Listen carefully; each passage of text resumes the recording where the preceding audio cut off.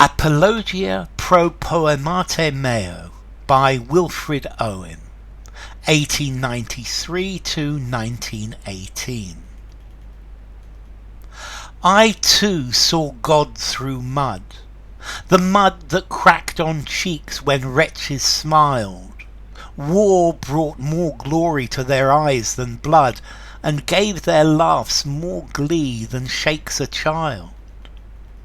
Merry it was to laugh there, where death becomes absurd and life absurder, for power was on us as we slashed bones bare, not to feel sickness or remorse of murder. I too have dropped off fear, behind the barrage dead as my platoon, and sailed my spirit surging, light and clear, past the entanglement where hopes lay strewn, and witnessed exultation, faces that used to curse me scowl for scowl, shine and lift up with passion of oblation, seraphic for an hour, though they were foul. I have made fellowships untold of happy lovers in old song, for love is not the binding of fair lips, with the soft silk of eyes that look and long, but joy whose ribbon slips, but wound with war's hard wire, whose stakes are strong, bound with the bandage of the arm that drips, knit in the wielding of the rifle thong. I have perceived much beauty in the hoarse oaths that kept our courage straight, heard music in the silentness of duty, found peace where shell storms spouted reddest spate. Nevertheless, accept your share with them in hell, the sorrowful dark of hell, whose world is but the trembling of a flare, and heaven but as the highway for a shell. You shall not hear their mirth, you shall not come to think them well content by any jest of mine. These men are worth your tears, you are not worth their merriment. Okay, this is a poem by Wilfred Owen. Now, firstly, we ought to look at the title. Apologia pro Poemate Meo. This means an apology for my poem. Let's see. Wilfred Owen was a lieutenant in charge of a platoon in the First World War. And he wrote anti-war poems. He was mentored by Siegfried Sassoon. Anyway, he received a letter from Robert Graves saying, "For God's sake, cheer up and write more optimistically. The war's not ended yet, but a poet should have a spirit above wars." So this is seen as perhaps a response. And this poem, it describes the horrors of war and how the soldiers become desensitized to death. They lose part of their humanity.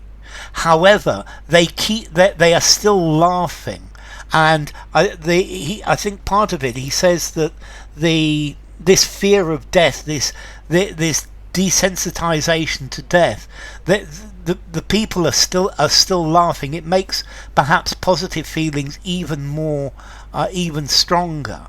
And at the end, his idea: these men are worth your tears. You are not worth their merriment.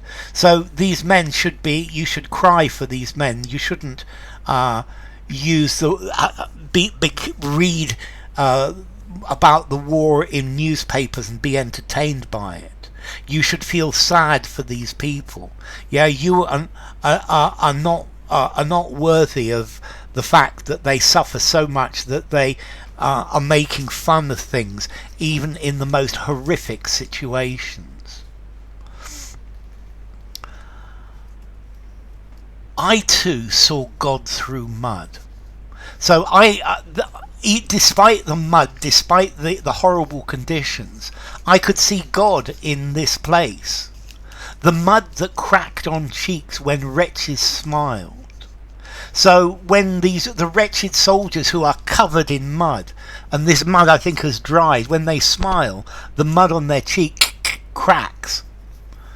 War brought more glory to their eyes than blood, and gave their laughs more glee than shakes a child. So they were laughing. At times they laughed like children, and the fact that they were laughing, this was a glorious thing. This was being able to see God in this hell and destruction, and in this place of blood and torment, the soldiers are still laughing. They've become totally desensitized. Merry it was to laugh there, where death becomes absurd and life absurder. So people laughed very, very powerfully there, because the deaths of the people was absurd, but to stay living, or the life that people were living, was even more absurd. So they were laughing because the whole thing was absurd. It was just ridiculous. For power was on us as we slashed bones bare, not to feel sickness or remorse of murder. So they're laughing, but they're in a situation where either they laugh or they feel the sickness of people being killed, the sickness of the murder that they are committing, and the murder committed by their commanders, because their commanders effectively have no they don't care about their troops, and this is as good as murder as well. I too have dropped off fear. So I have forgotten my fears as well. Fear is something that you dispense with. You've been so frightened for so long that you just forget it, and you leave it in the barrage, the shelling. And fear is something that was as dead as my platoon. So my fears were dead, and clearly my platoon, they are doomed. My soldiers, these are all doomed. Everything is doomed to death. And sailed my spirit surging, light and clear, past the entanglement where hopes lay strewn. And my spirit has gone out from the battlefield, and my spirit has gone high into the skies and into other places, and my spirit is living free. It has gone past the barbed wire of no man's land, where the dead bodies lay strewn, where the hopes of all of these dead people have been thrown into the mud, have been destroyed. And witnessed exultation. I've witnessed exultation. I've witnessed people who are exultant. Faces that used to curse me, scowl for scowl. I think that he's talking about his men, and these men have cursed him because he's giving them the orders to go to their death. Effectively, scowl for scowl. They're looking at each other angrily. But these people then, they suddenly shine and lift up with passion of oblation, seraphic for an hour. So suddenly it's like these people have been given a gift of exaltation, a gift from the gods, and they are like seraphs, they're like high angels for an hour, and they're exultant and terribly happy. Though they were foul, even though their situation is the worst, they're in a place full of death, with dead bodies everywhere, with mud and suffering and destruction everywhere. But still, these people suddenly, from time to time, they are incredibly happy. I have made fellowships, so I have made really good friends, and this is talking about the friendships of the men in his platoon. Untold of happy lovers in old songs, and these are the friendships which go way beyond a pair of happy lovers in the old songs, a pair of lovers who are blissfully happy. These fellowships, these friendships go much, much, much further. I think also in this we need to take into account that Rupert Brooke was probably homosexual as well. But this is not homosexual relationships. He's happy with, he has beautiful friends, and he loves these people. For love is not the binding of fair lips with the soft silk of eyes that look and long. So love isn't two beautiful lovers where they kiss and they are bound together by looks of happiness and they long for each other when they're apart. This is not the thing that holds love, or holds these fellowships. And he loves his soldiers, but in a way that is completely different to the old song. But joy, whose ribbon slips, but wound with war's hard wire, whose stakes are strong. So this is the love or the relationship between them. The men, they are bound with the wire of war. They are bound with the bandage of the arm that drips a wound. They are knit in the wielding, the carrying of the rifle song. The song is the strap.